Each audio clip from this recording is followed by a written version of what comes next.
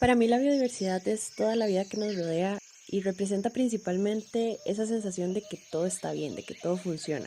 Es cada animal, cada planta, cada hongo e incluso cada microorganismo que aunque no los veamos, sabemos que están ahí cumpliendo sus procesos naturales y manteniendo todo en equilibrio. Cuando pienso en un mundo con poca diversidad biológica, lo primero que se me viene a la mente es un paisaje triste, sin color, como vacío. Básicamente pienso en lo que actualmente es la típica ciudad moderna minimalista donde todo es igual y sin vida propia. La biodiversidad es importante porque sin ella simplemente nuestro planeta no puede existir. Cuando hablamos de polinizadores, de dispersores de semillas, de bosques purificando el aire, estamos hablando de procesos básicos sin los cuales la vida en la Tierra no es posible. Y eso nos incluye. Muchas veces los humanos subestimamos lo mucho que dependemos de la naturaleza. Y es que hasta que no entendamos que cada ser vivo cumple un papel indispensable para que el planeta funcione, no vamos a poder cumplir nuestro rol como deberíamos.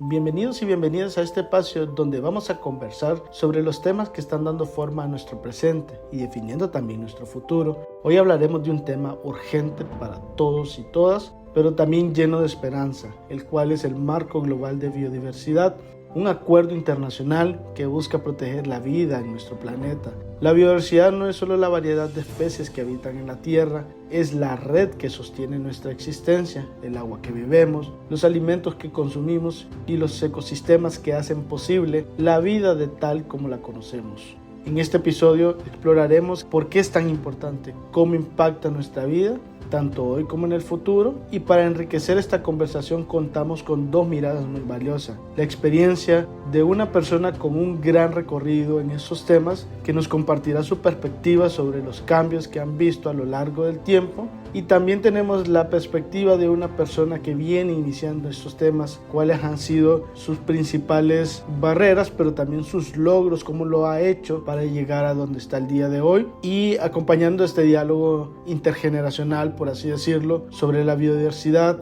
el compromiso global y el papel que cada uno de nosotros puede jugar. Comenzamos.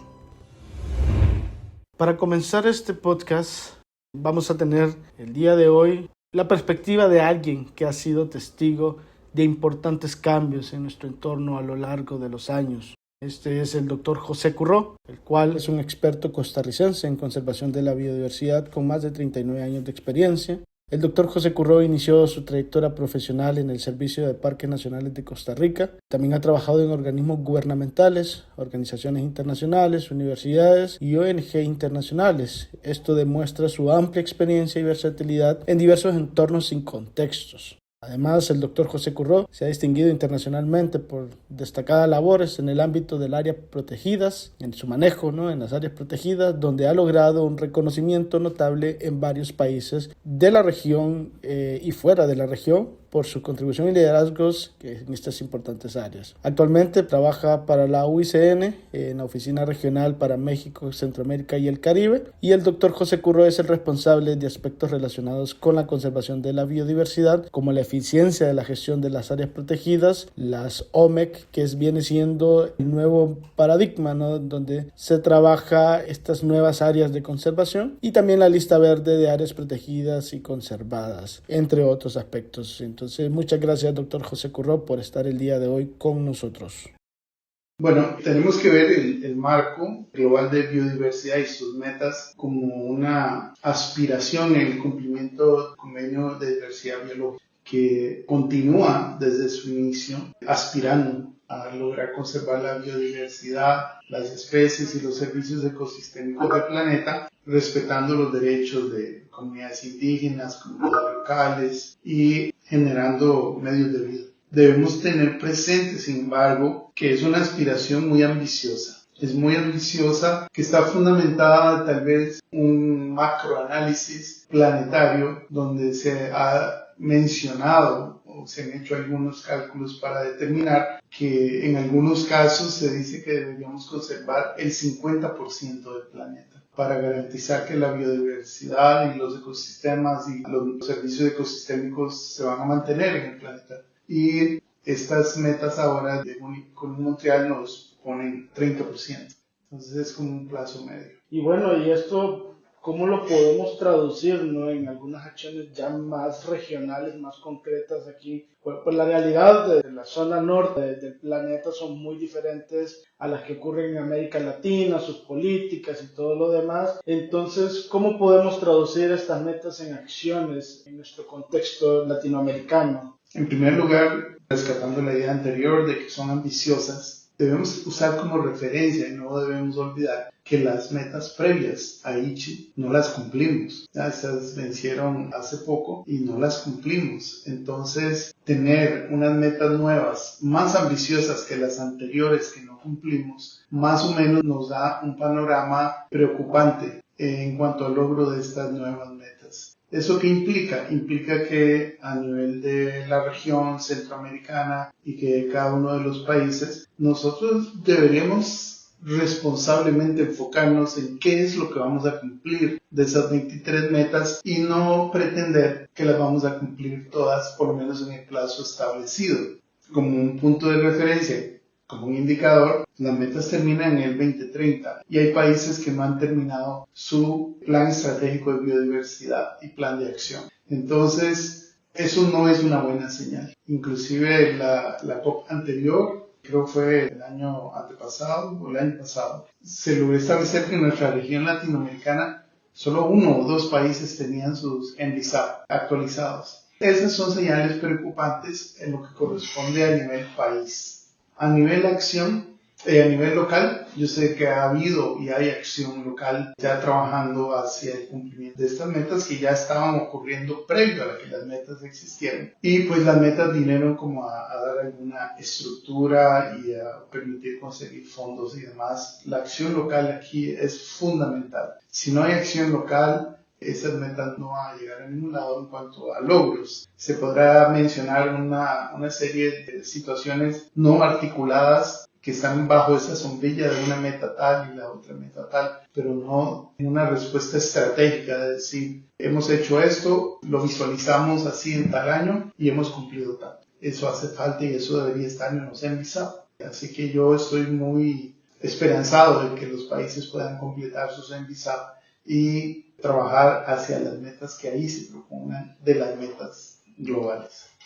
Excelente, excelente. Y bueno, vemos todo esto que es, como tú lo mencionas, un contexto bien global, ¿no? Luego vamos a un entorno más latinoamericano, con altas ambiciones hacia las metas, pero con mucho desfase, ¿no?, en este cumplimiento. Pero ahora también desde la parte más local, ¿por qué es tan importante que tanto las comunidades, ciudades, ¿verdad?, y todos estos ya más pequeños se logren conectar a estas metas globales y que dependan del bosque para la subsistencia? Entonces, ¿por qué es importante que las comunidades estén conectadas e involucradas a esta meta? Todos los niveles en un país deben estar conectados para el cumplimiento de las metas, porque si no, no hay articulación. ¿Cómo podemos conjugar las diferentes acciones en lograr algo en común en un país? Eso deberíamos tenerlo tal vez ya en estrategias previas hechas en los países de visión a mediano y largo plazo, 20, 30 años, que nos vayan guiando el camino, pero lamentablemente no tenemos esos instrumentos. Tal vez hay países que sí los tienen, ¿verdad? Y qué bueno por ellos. No es lo normal. Entonces estas metas vienen a jugar tal vez potencialmente ese papel de decirnos, trabajemos en esto y eso, articulemos acciones, no que sean eventos y situaciones esporádicas, no organicémonos bajo estas metas y hagamos esto y esto. Esto es lo que podemos hacer. Vamos a trabajar en 4, vamos a trabajar en 5, vamos a trabajar en las 23, no sé. Entonces eso tiene que estar ordenado. El nivel local es el que hace cumplir eso. Es donde ocurre la situación, el trabajo en el paisaje, en los lugares geográficos reales donde está la gente, con sus necesidades, con sus aspiraciones y con las amenazas a la biodiversidad, inclusive personas que arriesgan su vida por proteger la biodiversidad. Ha habido varias víctimas de esto. Entonces ahí es donde ocurre. No le quito importancia al liderazgo de ministerios y demás a nivel nacional de cómo llevar el ritmo de pedaleo, por decirlo de alguna forma, hacia las metas. Pero una vez que eso esté establecido a nivel nacional, el cumplimiento tiene que ser local. Si yo lo veo en enfoque hacia áreas protegidas, por ejemplo, o en OMICS, el nivel local es fundamental para que las cosas puedan ocurrir. Es mentira que se va a dirigir desde una capital o inclusive desde un lugar en Europa donde se están dando directrices para las metas o como sea. No va a suceder, tiene que ser el local, la gobernanza local. Y esto trae otra consecuencia que es muy necesaria, el empoderamiento y fortalecimiento de la gobernanza local. Creo que aquí estamos debiendo mucho, hay muchas debilidades, hay muchas deficiencias en reconocer y fortalecer la gobernanza local. Y creo que esto podría ser un medio. Sí, y de hecho hacia eso iba mi siguiente pregunta, ¿verdad? Porque a veces tanto jóvenes que vienen iniciando su carrera, ya la gente como agricultores, en zonas más rurales, algunos ganaderos, inclusive, ¿verdad? Unas amas de casa considero yo que son parte fundamental para el cumplimiento de las acciones, pero a veces nos sentimos desligados, no sabemos cómo ligar estos grupos que parecen tan lejanos a las metas, pero en realidad tienen una repercusión. Entonces, ¿qué recomendarías, no, para poder involucrar a estos sectores que a veces parecen tan lejanos a las metas, pero en realidad son actores que son clave, ¿no? Cómo un agricultor puede contribuir, por ejemplo, o un ama de casa. Entonces, estos grupos, quisiera escuchar ahí tu opinión sobre esto. Sí, yo creo que básicamente pensando tal vez en mi experiencia propia de UICEN a nivel mundial, se han trabajado mucho en estos niveles. No se han resuelto todos los temas, obviamente, pero hay mucha experiencia en involucramiento con productos de comunicación, mantener una comunicación constante y trabajar por medio de escuelas, por medio de gobiernos locales, con tareas específicas, ¿sí? Integrales, donde no se pretenda que vamos a ir a hacer solo conservación. Eso a veces para algunas personas locales da una reacción de anticuerpos porque piensan que, o da la sensación de que estamos o queremos conservar los recursos para alguien más y no para ellos. Y ellos tienen necesidades, ellos viven con esto todos los días y a veces se limita las oportunidades de medios de vida porque hay que conservar un bosque y lo cual es importante, pero igualmente debería generarles beneficios.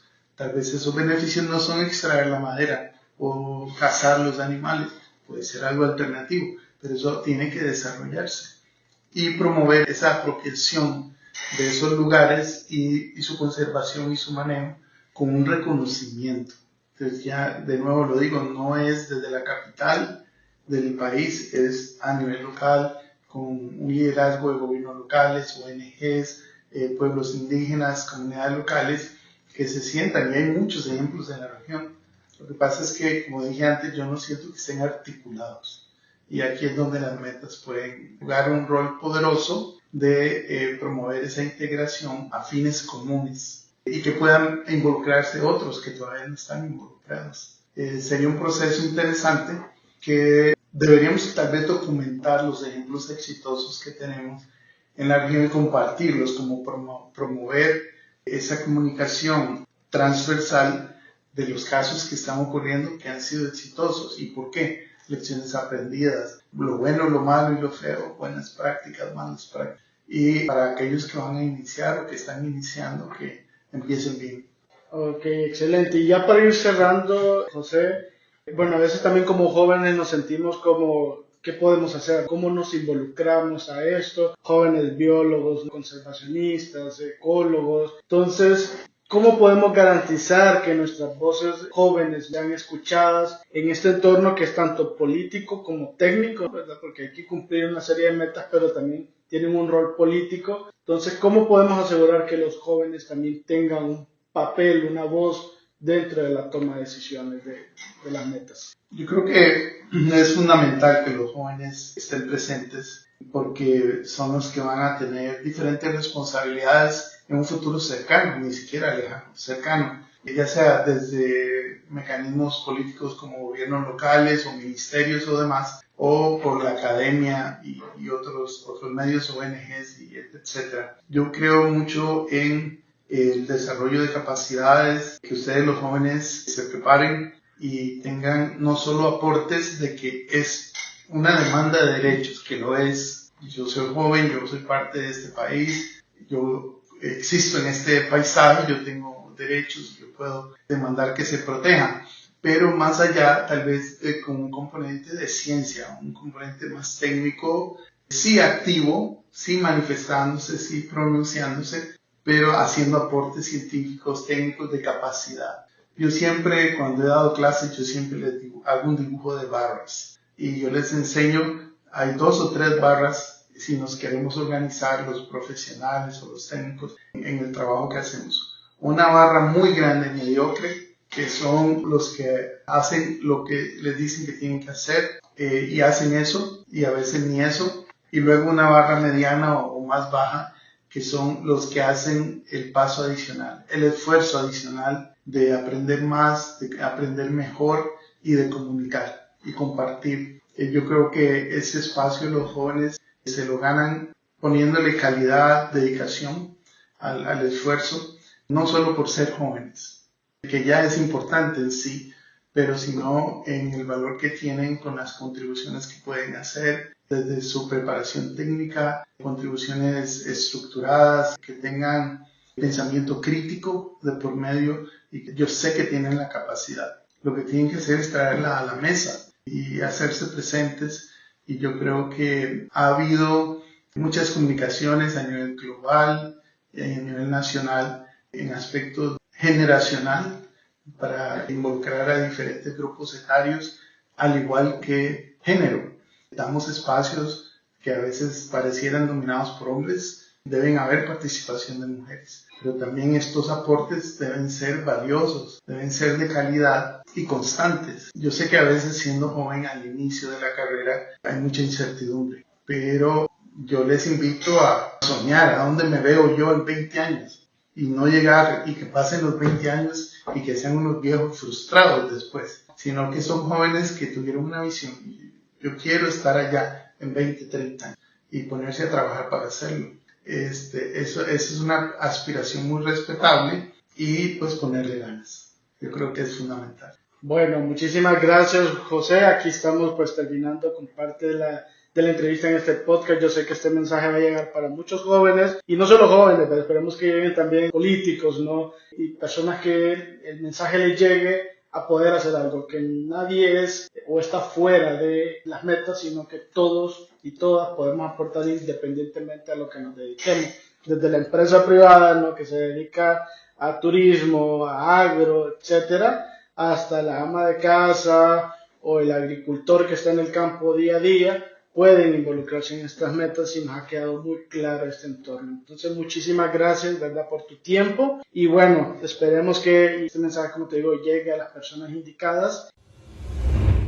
Como parte de este podcast también tenemos la valiosa participación de la bióloga Kaylin Castro, la cual es una bióloga con más de 5 años de experiencia en investigación de campo y laboratorio, educación e interpretación ambiental, coordinación de proyectos, apasionada tanto por el trabajo de campo como por la comunicación científica, especialmente en la divulgación hacia público no especializado, con experiencia en manejo y coordinación de grupos, así como en trabajos con comunidades, lo que la ha fortalecido tanto las competencias científicas que tiene como interpersonales. Su trayectoria profesional ha abarcado desde la investigación, docencia, liderazgo de proyecto. Es una profesional comprometida, responsable, entusiasta, con una sólida habilidad del trabajo en equipo, liderazgo y comunicación, adaptable y creativa. Se desenvuelve en entornos dinámicos y bajo presiones. Gestionó múltiples tareas de manera efectiva y enfrentó los retos con curiosidad, investigación y empatía, dedicada a la conservación de la biodiversidad y la educación ambiental.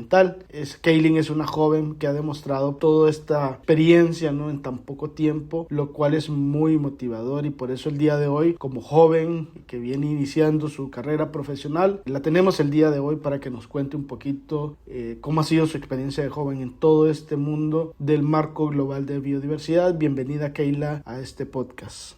Kaylee, pues ha trabajado estos temas también que son de mucha relevancia para la biodiversidad, y que, como nos venía mencionando José Curro en su entrevista, también los jóvenes tenemos un papel muy importante. Hola, Kaylee, ¿cómo has estado? Hola David.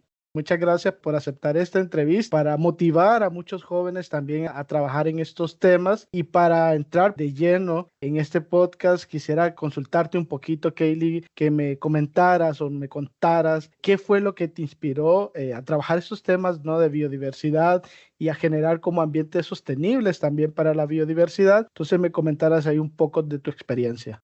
Yo desde muy pequeña tuve la oportunidad de asistir a una escuela donde cada año recolectábamos dinero a lo largo del curso lectivo para al final de año ir a sembrar árboles. Y yo creo que ahí fue donde inició todo. Creo que ese es mi recuerdo más de más antigüedad que tengo, donde yo quería proteger la naturaleza, donde yo quería cuidar los árboles, donde quería hacer más bosque. Y también crecí con padres que siempre me llevaron a la naturaleza, a explorarla, donde tengo recuerdos desde que era muy pequeña con mis botitas de hule, muy emocionada para ir a explorar el bosque, a conocer nuevos animales. Entonces, creo que mis recuerdos más hermosos de la infancia están ligados al bosque, a los animales y como tal a toda la naturaleza. Entonces, inicié desde ahí, desde muy pequeña, una conexión muy profunda con los espacios naturales y creo que de ahí viene ese deseo tan grande que he sentido de protegerlos, ¿verdad? Ya cuando estuve en la universidad pude aprender muchísimo más de lo que supe en mis primeros años de vida, pude aprender mucho más y tuve la oportunidad de conocer a los murciélagos. Y fueron básicamente los que han inspirado, siguen siendo los que están inspirando mi camino porque al verlos tan pequeños, tan tiernos y después darme cuenta de que es un animal tan amenazado, entendí que ellos no pueden defenderse, al igual que muchísimos otros seres vivos, pero usándolos como principal ejemplo, quienes me inspiraron más fueron ellos, y que no pueden defenderse de aquellas amenazas que enfrentan todos los días, que vienen principalmente o todas son de los humanos. Entonces me di cuenta de quienes trabajamos en conservación podemos ser sus voces y ahí nació otra de las inspiraciones. Muchas veces el camino te puede volver difícil, ¿verdad? Se vuelve más retador y creo que el hecho de haberme inspirado en la naturaleza hace que para mí volver a recordar el propósito es muy fácil. Nada más tengo que tomar un día, ir a la naturaleza o ir a ver un murciélago y ya fácilmente volver a reconectar con ese propósito que me inspiró a trabajar en esto. Y algo que me inspira es saber que no está todo perdido, sino que si logramos eliminar esa barrera que existe entre la ciencia y las personas no científicas a través de la educación ambiental, podemos generar acciones reales hacia un mundo más sostenible para todos. Qué excelente, Kaylee. Y aquí vemos también estas jornadas de reforestación no solo funcionan para restaurar nuestros ecosistemas, sino también para inspirar a las nuevas generaciones a trabajar estos temas. Y bueno, y además de esta inspiración, Kaylee, ¿qué fue o por qué sentiste que tenías que trabajar en estos temas de biodiversidad y aportar desde tu rol como joven profesional? ¿Qué fue lo que te motivó a decir, necesito trabajar por los murciélagos, como lo mencionaste, especies que han sido afectadas fuertemente por diferentes amenazas y que son muy importantes no solo para el ecosistema, sino para la economía de muchas poblaciones humanas? ¿Qué fue entonces ese sentimiento que dijiste, necesito hacer algo por estas especies, por los mamíferos? Quería que nos comentara un poquito sobre esto.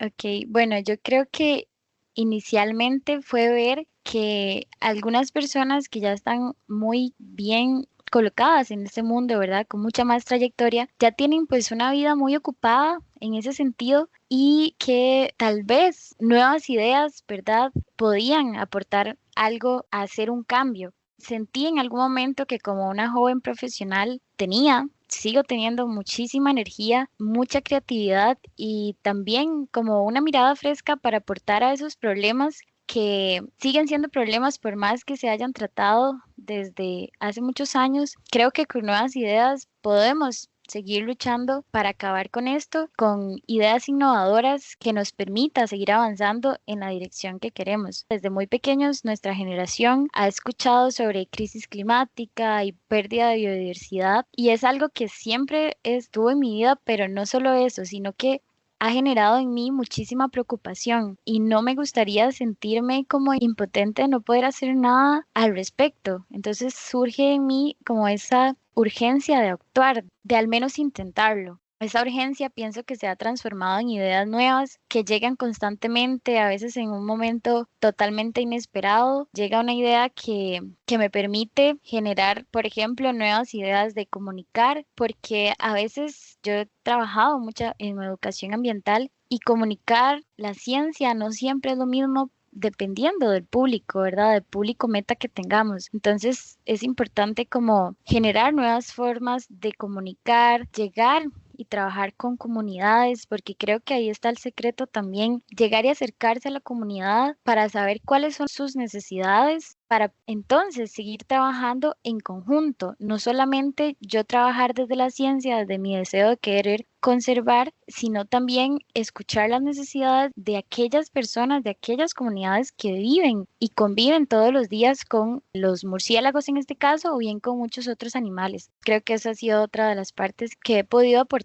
Y me gusta mucho buscar nuevas ideas también para hacer una ciencia más abierta y más cercana a las personas. Creo que lo dije antes, pero desde que vi la necesidad de eliminar esa barrera que existe entre nosotros, las personas científicas y las personas no científicas, siempre he querido eliminarla porque creo que ahí está el problema, ahí radica el problema de muchas de las situaciones que todavía no hemos logrado solucionar. Creo que también ser una persona joven me ha ayudado a conectar con muchas otras personas jóvenes que están en una situación parecida a mí, que quieren generar cambios. Como dice esa frase, juntos somos más fuertes. En conversaciones así muy espontáneas, tal vez en una gira o en la universidad, hemos logrado impulsar proyectos que al día de hoy son una realidad gracias a esas nuevas ideas que hemos tenido y a ese deseo genuino de todos y todas por aportar, por ayudar a la naturaleza, a conservar la biodiversidad y a vivir en un mundo más sostenible. Por supuesto que pienso que las voces con más trayectoria han tenido la oportunidad de crear una base importantísima para que el día de hoy nosotros podamos, las personas jóvenes, llegar a trabajar a partir de esa base, pero no significa que aún no quede muchísimo por hacer, ¿verdad? Creo que nuestra generación trae una motivación enorme para poder continuar labrando ese camino. Y pues sí, en ese sentido me di cuenta que podía sumar y que mis acciones, por más pequeñas que fueran al inicio, y que algunas todavía siguen siendo pequeñas y todavía no he logrado hacer todo lo que quisiera, he hecho una contribución real hacia un futuro más sostenible para todos los seres vivos. Bien, Kaylee, y creo que tú has mencionado un punto muy importante que es la comunicación, ¿verdad? Y la ciencia es para las comunidades, debe quedar como para un grupo de personas y qué interesante que estás trabajando en romper la barrera porque a veces la gente dice, no, es que eso es el mundo de los científicos, pero realmente lo que producen los científicos es para el servicio y el uso de todas las comunidades donde se desarrolla esta. Y mencionaste también el tema de que hay gente que ha venido tiempo atrás haciendo caminos, voces que han tenido más recorrido. Y aquí viene mi otra pregunta, Kaylee. ¿Cómo ha sido tu experiencia abriéndote paso en este campo, ¿no?, de la biodiversidad, donde muchas veces predominan estas voces con mayor trayectoria antes la de un joven, ¿no? O sea, que estas voces tienen como más voto, por así decirlo, en la toma de decisiones, pero que de una u otra forma tú has logrado que tu voz se escuchen en los espacios? ¿Cómo ha sido esa experiencia abriéndote en el camino? Claro, ahorita que me haces esa pregunta, tengo un recuerdo como de esa primera vez que siento que me sentí intimidada porque estaba en un espacio con esas voces con más trayectoria. Era solo yo, estudiante, la única mujer también en el espacio. Me sentía un poco intimidada y recuerdo todavía ese susto que tenía en ese momento, donde yo estaba haciendo mi trabajo comunal universitario y estábamos buscando la manera de llevar agua potable a las comunidades de una parte de Costa Rica, al Pacífico Sur, y recuerdo ese susto que tenía todavía. Logré hacer que se me escuchara, sin embargo, fue un poco más difícil porque creo que todavía no existía en mí esa seguridad que al día de hoy ya tengo. Diría que desde ese momento, que era apenas el inicio de mi carrera universitaria, hasta hoy ha sido un proceso muy desafiante, pero también muy enriquecedor, porque en conservación, como en muchísimos otros campos, hay figuras con muchísima experiencia que ya tienen un espacio ganado, que por supuesto les ha costado llegar ahí, pero ya están ahí y ya ese espacio es de ellos y nadie se los va a quitar. Entonces, entrar siendo joven puede asustar, pero yo creo que nada más hay que perder el miedo e intentarlo, porque si nos quedamos solo con miedo no vamos a hacer nada, ¿verdad? Entonces, hay que romper esa barrera. Parte del aprendizaje yo creo que ha sido justamente decidir intentarlo, a pesar pesar de todo, o como dicen, hacerlo con miedo. Incluso si hay dudas de por medio, seguir adelante. Al principio sentí que mi voz no era tomada en serio porque me veía muy joven todavía, y creo que de esas experiencias donde sentí que todavía no era escuchada, logré tomar todo esto como aprendizaje para llegar a entender cómo comunicarme mejor, básicamente convertir todo esto en aprendizaje y ahora tener mucha más experiencia. Para comunicarme mejor, logré que preparar mejor mis ideas para poder expresarlas con claridad, y también creo que es algo muy importante porque muchas veces las personas, aunque no tengan conocimiento, van a dudar de lo que una persona joven está diciendo. Entonces creo que respaldar mis respuestas con una base científica sólida ha sido esencial, pero esa base científica sólida que se pueda comunicar, que no sea solo datos súper técnicos y demás, sino que sea una base sólida científica que la gente pueda entender. Creo que con el tiempo puede demostrar que aunque tenga menos años de experiencia que muchas personas, puedo aportar, ya que soy una persona con muchísima responsabilidad,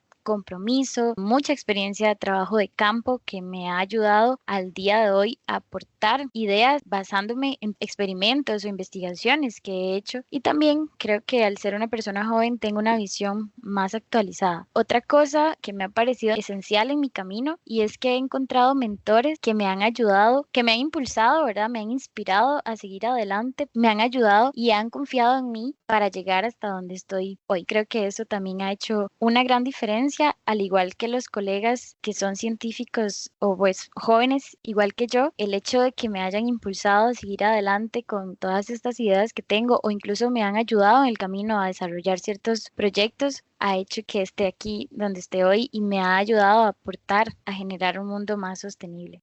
Súper increíble tu historia, Kaylee, y cómo iniciaste. Como tú lo mencionabas en ese momento, en esa experiencia que tuviste de miedo a la opinión, tenías una, podemos decir, como doble barrera. Uno, eras una joven que universitaria contra gente ya profesional, y también ser una mujer que quizás en algunos espacios eso puede ser también un motivante, inclusive de discriminación. Es increíble que has logrado trascender todas esas barreras, aún en un mundo que a veces uno pensaría que eso no ocurre en la actualidad, y qué increíble lo estás logrando. Y con esto también quisiera que me dijeras qué mensaje le darías a otros jóvenes, y sobre todo a otras jóvenes mujeres que están iniciando o están comenzando y que tienen dudas si realmente van a tener un impacto o no, si van a poder abrirse camino en este mundo que a veces es difícil trascender. ¿Qué mensaje le darías para que ellos continúen luchando por esos sueños?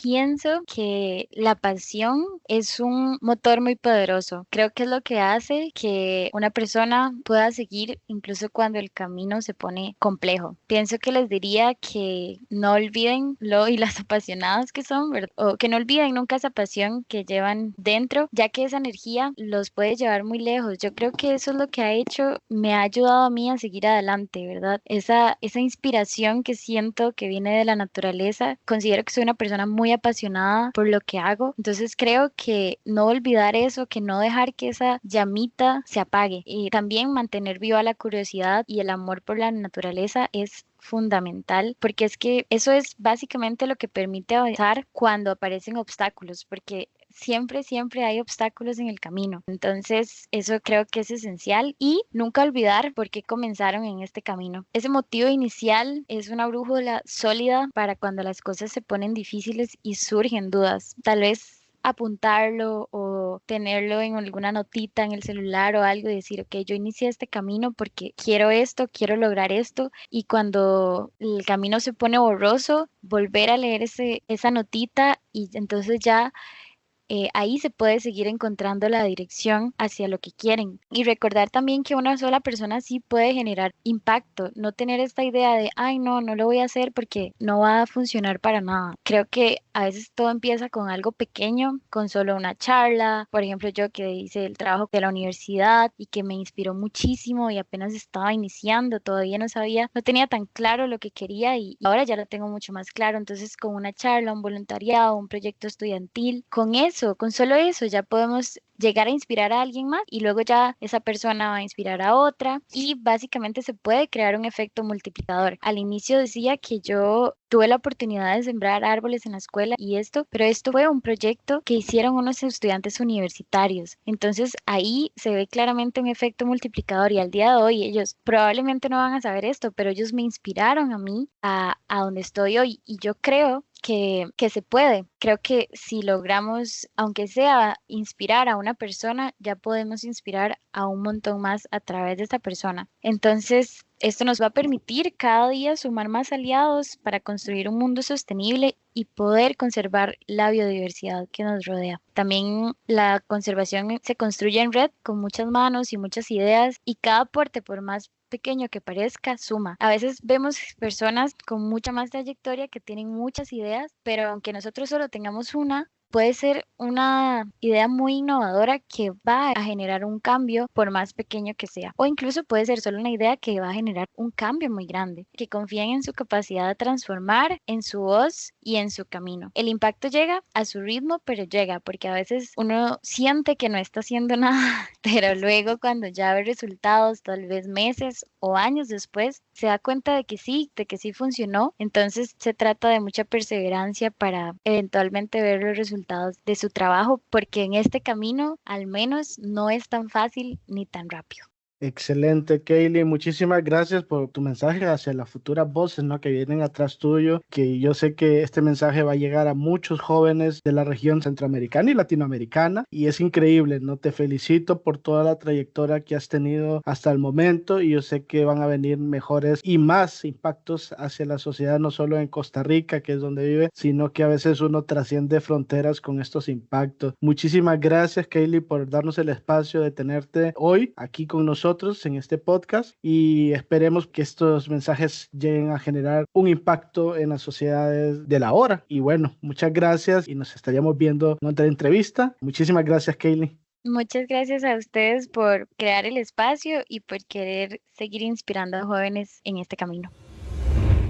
Bueno, hemos llegado al final de este episodio, pero las conversaciones sobre la biodiversidad están lejos de terminar. Esto solo es un pequeño pincelazo, por así decirlo, de todo el trabajo que tenemos. El marco global de biodiversidad no es una herramienta o un solo papel que está ahí para los entes gubernamentales o las diferentes instituciones, sino que nos recuerda a cada uno de nosotros cómo proteger la naturaleza, cuál es la acción que cuenta y cómo estas decisiones que cada uno de nosotros pues suma a conservar la biodiversidad y la vida en nuestro planeta. Agradecemos profundamente a nuestras personas invitadas del día de hoy por compartir su perspectiva, su experiencia, que nos muestra cómo el cuidado del planeta conecta no solo a los profesionales que trabajan en este tema, sino a las generaciones, las experiencias y a todos aquellos que tienen esperanza de que nuestro planeta va a sobrevivir el impacto, ¿no?, que estamos generando sobre la vida actual en el planeta. Los invitamos también a reflexionar sobre qué pueden hacer cada uno de ustedes desde su espacio para contribuir a la protección de la biodiversidad y por ende a proteger las comunidades y volver comunidades más resilientes al cambio climático y a los cambios que se vienen hacia el futuro. Gracias a todos por acompañarnos y escucharnos. Hasta el próximo episodio.